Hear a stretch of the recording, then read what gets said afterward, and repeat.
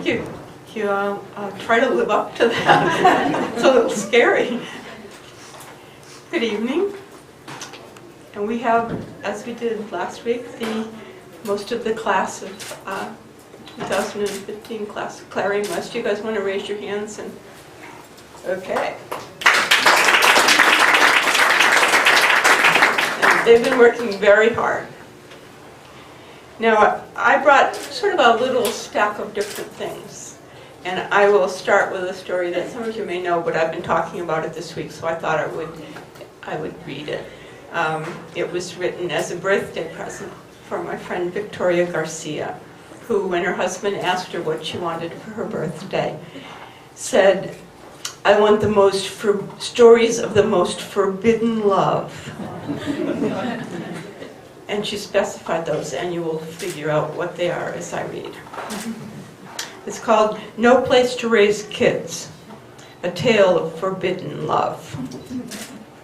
This is no place to raise kids, Jim thought, looking around at smooth canvas rocks and pathetic plastic trees. But for people like us in love and on the run, with babies on the way, there's no good place and no good time. They'd managed to conceal their affair from prying eyes, even on the mercilessly public stage that was the Enterprise. If, as he expected, Uhura knew, she had kept their secret. But with the twins' gestation so near, there was nothing to do but jump ship, taking with them only the few props they could grab from the science officer's kip, and at the last minute, McCoy's black bag. Jim knew there was nothing in it but modernist pepper mills and hand-carved pieces of styrofoam packing material. But it would have to do in a pinch. Those weird bits of styrofoam had saved his own life in the past. He looked over at Spock, who was sitting propped up against one of the fake rocks, breathing in short pants. In short pants, he thought. Who writes this crap? They should read their damn scripts out loud. Push, he said. Shouldn't you push? Or should you not push? What did he know of these things? Where was Computer? Computer would know.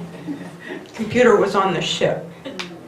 We should have used a glass tank, he thought, but Spock had wanted the human experience of giving birth, and of course he'd had the knowledge and skill to make the necessary modifications. And now Spock was bringing forth his children in sorrow, the curse of Eve, 100% human. He's so stoic, Jim thought, so stoic, so brilliant, and so beautiful, really. Will he continue to be this lovely to me when the makeup wears off and the rubber ears crumble? Or will we sink into boring domesticity, raising tribbles, perhaps, for Harry Mudd? Centuries from now, a minute or two at warp speeds, the Enterprise will discover us gone. Will they return to this godforsaken location to look for us and find us dead, our starving descendants welcoming them as saviors? Or will they find a prosperous community, happily into syndication, repeating itself season after season? Thanks to relativity and the power of television, the crew of the Enterprise will remain young, while we breed, age, and die. He could call Scotty with the flick of a switch, and Scotty would beam them up. Jim considered the idea. A few special effects, and he and Spock, in the throes of childbirth, would rematerialize on the deck of the Enterprise. Then the show would cut for a commercial, and the kids would generate plot complications happily ever after. That's not real life, Jim thought. That's not what it's all about. He could hear Spock thrashing against the canvas rock. He was yelling, "Grab the baby! Turn its head!" This was real life.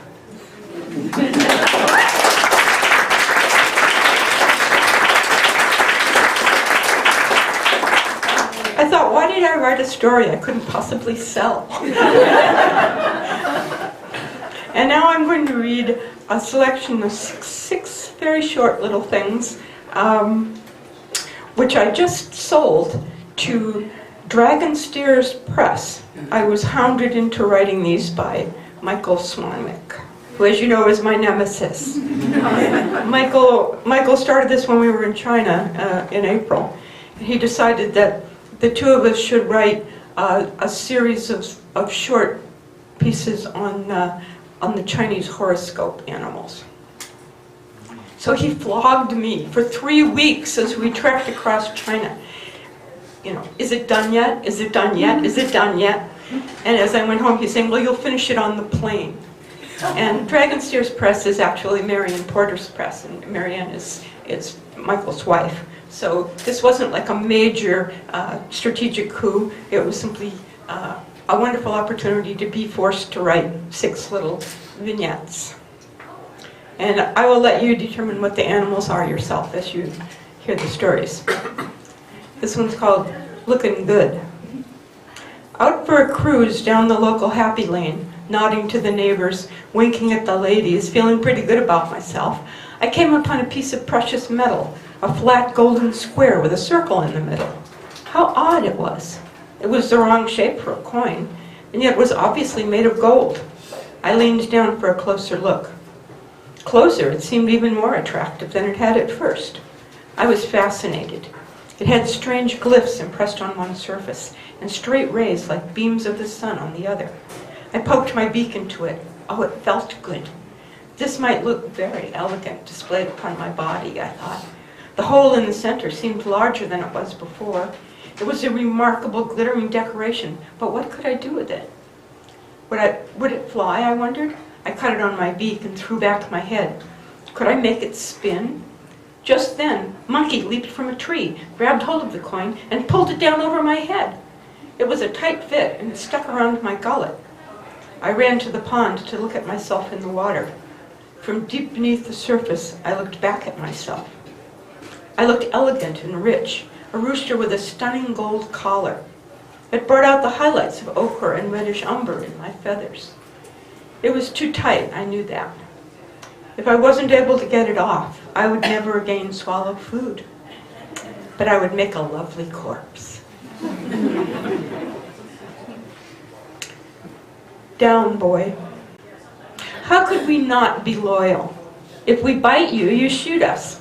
My mother, the bitch, was not loyal or subservient. You saw what happened to her.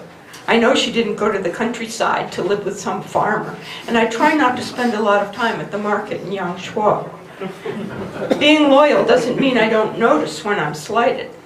You dress me in pajamas and photograph me in embarrassing positions and post videos of me on the internet. You don't even care that I might log in, that my friends might log in.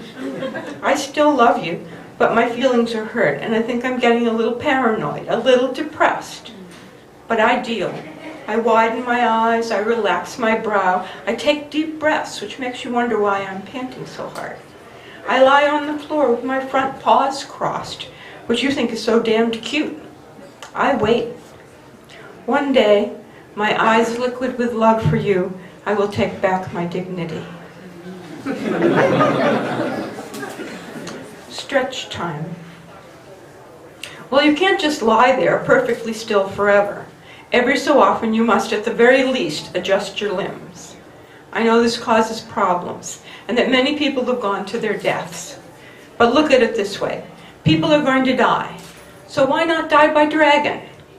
Yeah, it looks weird and scary, roads bent and torn up, buildings all over the street, precious cultural properties becoming so many sun-derived bricks. And the people, all the people, old and young, all over the world. I'm sorry about the school children, but it wasn't me who skimped on the cement, the reinforcing rods, all that. You had the material and the know-how to protect those children, and yet you did not. When the world was young, we didn't know our own strength. We didn't know our own weakness. Well, we found out. When we found out, still we chose to stretch. Have you ever sat in a box for 1,000 years? No? Well, think about it. We get kinks all up and down our spines. And we never hear a polite word, a decent expression of condolence for all our deaths. The really big ones, they hurt us too, especially the old. We lose a few of our number every time. Even the babies, just little points on the Richter scale, almost imperceptible to you. Those frequent little tremors are our children's lives being snuffed out like candles. Frankly, if it didn't kill us sometimes to stretch, we'd do it more often. There are way more of you than there are of us. You can spare a few people, can't you? Show some sympathy. Show some respect. The hog of the forsaken. I live in a pen, a box full of mud. It's dark here and wet, but I'm not complaining. Who would listen to me? I'm a pig. I'm supposed to like this kind of thing. I cheered the falling angels as they arced down from the sky. After they landed, I chewed them. They wept, and I did too. I do terrible things. But after that, I said, no more angels. If there's anything worse than the way most people die, it would be to die that way without even a witness. So that's where I'm needed. I watch, and I clean up the mess. I'll pretty much eat anything they throw at me, no matter how awful it is, as long as it's not angels again. Just like the dream eater eats only the bad dreams, I eat only the bad realities. Most of the time, what I get is junk, garbage, leftovers, other people's leavings. They say that swine are omnivores, but I've never eaten a dream. People shouldn't despise me so. I was here before them. I am the descendant of dinosaurs and dragons. I am the earth, and of the earth. I'm covered with earth. I will watch them, and I will not feed myself on the bitumen black pie of by and by. Reality I will eat. And water hyacinths on Sundays. I wonder what the dream eater eats on Sundays.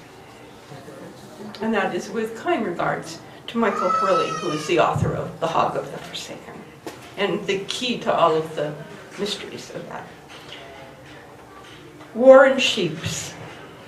I am the mildest of sheep, but everyone has a limit, and I've reached mine.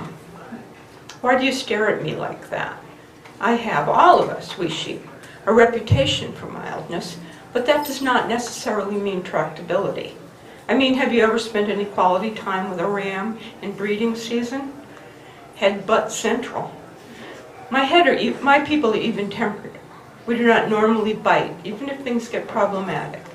If herded, we pull together. If challenged, we succumb. If threatened, we allow ourselves to be taken and made into lamb chops or sweaters. And I'm not sure which is worse. I've seen some ghastly sweaters. We don't get a lot of respect for our nonviolence or for any other skills we might demonstrate. Purdue University says we're really only good for meat and wool, although it hints that career positions are available in weed management. The same people who say our most important use is meat also say that lamb and mutton make up only 6% of all the meat eaten in the world. That does not seem very important to me. Who is responsible for this? I say it's the dog. Humans are lazy. Dogs are the ones who run all over, barking like crazy, making us wheel about in circles and impeding our intellectual development. I say the time has come for sheep to declare war against dogs. We will win not by violence, but by strategy, by taking advantage of their weakness, which is their need to control us. I have thought it all out. We cannot outbite them, but we can make them run in circles.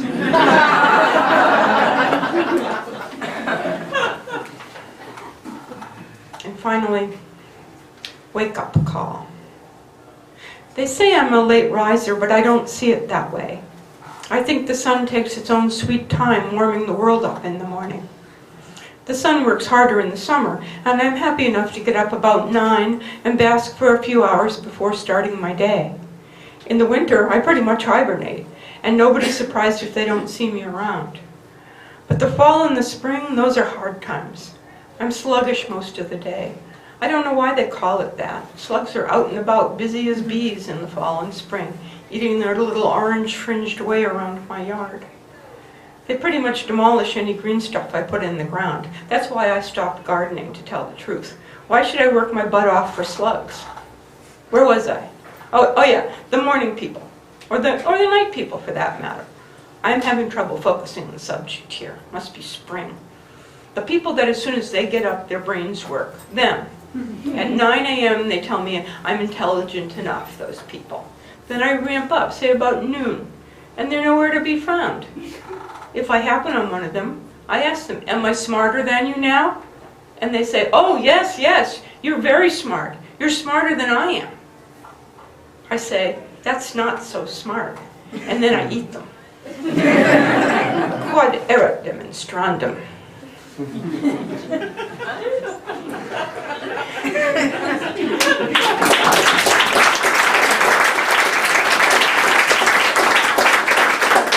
And Michael has done 6 completely different stories. So I don't know how this will work out, but it'll be available. And now I'm going to read as a sort of finale a little tiny bit from the novel I've been working on for who knows how long, far too long. And I'll let you figure it out pretty much on your own. The title is The Education of Samantha Clemens. From an interview with Mark Twain in the New York Times, 1878, 2 years after the publication of The Adventures of Tom Sawyer. It started when I was a child, of course, where begins a sequence of choices and consequences that determines the course of one's life. I was a tomboy, wild and incorrigible, and it was a natural enough thing for my friends to call me Sam. My mother, of course, preferred Samantha and used that when she was angry at me. I could tell her temper by how my name changed from moment to moment, from Sammy to Sam to Samantha Langhorne Clemens. So being called Sam is for me like being perpetually in a state of maternal grace, which I can tell you sincerely was hardly ever the case when I was a child. I had always preferred trousers to skirts, and it was fine enough when I was a small child. But as I got older, it started to draw comments from the more respectable-minded ladies of Hannibal. The first few years of school, Mr. Dawson made no fuss about my wardrobe. But by the time I was 10 or 11, there was a good bit of pressure on me to put away my childish habits, habitude included. I wore a skirt over my trousers in the wintertime, and in summer, with school out, I could dress the way I wanted. I had crushes on other girls, of course, but that was not looked on amiss in those days. We'd walk arm in arm, Mary Lacey and I, and it caused not a flicker of ill regard in anyone's eyes. Of course, she was a bit of a scamp herself, as I've said elsewhere, but she betrayed me and married a young man of all things, and became quite a thoroughly respectable matron, to everyone's surprise. Of course, I discovered the much vaunted charms of the opposite sex myself just a few years later, and I had no idea how I could have overlooked them for so long. But I did feel sharply, right at that time, the loss of Mary. Before Mary, of course, there was Huckleberry, for whom I actually pretended to be a young lady, but that's a very long story. I must write that up sometime. I heard from Hucky just after Tom Sawyer was published. She wrote me a letter, a very short letter on thin paper, in a pale blue envelope. It said, well, let me find it. I keep it in a drawer in my bedside table, just for old time's sake. There it is, addressed in a lovely archaic hand to Mrs. Samantha Clemens, parenthesis, Mark Twain, close parenthesis, author of Tom Sawyer, Connecticut, US of A. I don't know how she knew we were living in Connecticut, but there you go. Hucky was always a sharp one for figuring things out. Here, I'll read it to you. Dear Mrs. Samantha Clemens, it begins. It has been a long time since we last saw one another, but I thought you might want to know what happened to me. I bought your recent book, The Adventures of Tom Sawyer, and it did bring back the memories. I count those days well gone, but reading how you wrote it like it was all sunny summer days and whitewashing fences and play acting in caves, I marvel at how you can tell a tale with so much decoration. She signs it with her married name, and then there's a P.S. I see you made me a white boy. Well, of course I wrote her back and invited her to come down and visit us, but she has yet to come down. She says she likes things better in Canada, and I can't say I blame her with the way things are starting to go down here. From an interview with Harriet Hucky Butler, 1885, after the publication of The Adventures of Huckleberry Finn in the Toronto Sunday Globe. Mr. Mark Twain, he called the boy in his book Huckleberry Finn, but that was not my name. There was a white man back then, and his name was Finn, and he said he was my daddy. He did not own me, though. I do not know for what reasons he claimed that, and my name was not anything Finn. I was Oldfield's Hucky or Blankenship's Hucky to people who did not know much about me except I worked for the Blankenships. The way things was in the slavery time, I was a child who had to keep a job all the day, from the time I was 3 years until the time I lighted out. It was not like a child's job is here, in a factory, where you get to stop after 12 hours. But at least we weren't kept cooped up in pens. It is still a hard time being a child, unless your folks is rich. Whatever my job was, I had to figure out how to do it myself, most times. The white ladies didn't think they ought to have to teach me, and if I did it wrong, I got the switch until I did it right. I was owned by the Oldfield family, but they rented me out for a few dollars a year, plus the cost of what it took to keep me. They was basically raising me for the market like a pig, what's kept out back and fed the leavings. I got food and an outfit of clothing twice a year, winter and summer. I was supposed to get a pair of shoes in the winter too, but mostly I went barefoot because I grew out of the shoes too fast for the white folks wanting to buy them. Mr. Oldfield kept me moving from one place to another to work. Whoever needed me got me. There wasn't much work I could do when I was small. I watched babies a couple years younger than myself, kept flies away from them, that sort of thing. But as I got bigger, there was lots of things to do. Sweeping yards and whitewashing fences and carrying water from the pump, cleaning out the outhouse, lots of things. Did you read that other book, The Adventures of Tom Sawyer by Mr. Twain? You remember that part about whitewashing the fence? That was a funny scene. The part of it I liked best was that colored child who took one look at Tom and his fence and skedaddled. That child was a slave, and he had an errand to run or a job to do, and he didn't have time for some white child's nonsense. You can see that right there in the book. That was one part of the book that was true. I worked outside people's houses, mostly in the yard or in the stable, and I slept in the stable, unlike the boy in Mr. Twain's book who slept in a nice private hogshead all the time. I didn't have the skills to work inside. I wanted to learn the inside work, but the white women said I didn't have the manner for it, by which I think they meant I am too dark. There was mean white folks, and of course I got whipped, but I was lucky. Every time I walked past the people chained together there in the town square, waiting to be sold south, I knew I was lucky, that far at least. There was a lot of black folk around there, not like here, and them folks sure was kind to me. They knew my mama was dead, and I had no one but them to raise me up. I remember Mr. Henry Johnson, a free black man who ran a blacksmith, a most kind man, most kind. I would go by on some errand for Mrs. Blankenship, and he would call me over and give me some little errand to run while I was about. And then he'd give me something, usually something to eat, like a bit of pork fat and a piece of bread, so good. One day, he gave me a penny. I didn't know what to do with it, and I told him so. And he said, "You hide it where nobody can find it, and you keep it until somebody gives you another penny. Then you will have 2 pennies. I did that. And the next week, he gave me another penny. There weren't no place where I could spend pennies because people would think I stole them. But he gave me a penny every once in a while, and pretty soon I had dozens of them stashed away. Mrs. Blankenship, she sent me off on her errands around town. Carry this here, get that there, you know, so I got out most days, not like them factory children. Just like the boy in the story, though, I'd ask and poke along, for she would notice if I take too long, and she would get the switch. After a while, it dawns on me that if I does her jobs too fast, I'm setting the bar real high, and I was going to have to jump over it again and again. So any new job she set me from then, I take my own sweet time. I do the old ones fast as I always did.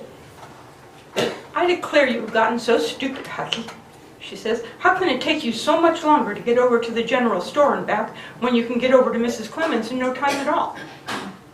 At the hill, ma'am, I says. I has to go around the hog pen, too. She was not a woman who walked much about town, having the 6 children to care for and her husband to no account, and she was not either a suspicious woman. No one was bothered to see a colored child walking near the school with an ear out. I made I was catching grasshoppers for fishing. I couldn't see the blackboard, but I could hear the lessons and the recites. I could hear the spellings, too, but that didn't do me no good. Letters was hard, but I learned me some history about kings and princes and Andrew Jackson. One time, I was out running an errand for Miss Blankenship, and I see Samantha Clemens playing with the older boys, Mumbledy Peg or some other kind of game with knives. She was 7 or 8, and she was losing, but she just kept at it. Finally, she bets her knife. I think that child is going to lose her knife, and then how will she get it back? Them boys will keep it just to teach her a lesson about playing with them. And then she does lose it. The look on her face says everything, but she toughens. I go over to them, and I says, I want to play too. And they laugh at me. They say, what you got to put up? And I think about that. I don't really have nothing. I'll show you my belly button, I say. Well, that gets them interested, but that's because none of them has ever seen me play Mumbledy Peg. Maybe they was thinking the colored girls don't play Mumbledy Peg. Well, we do, but not when the white folks is watching. That would be the end of our knives then.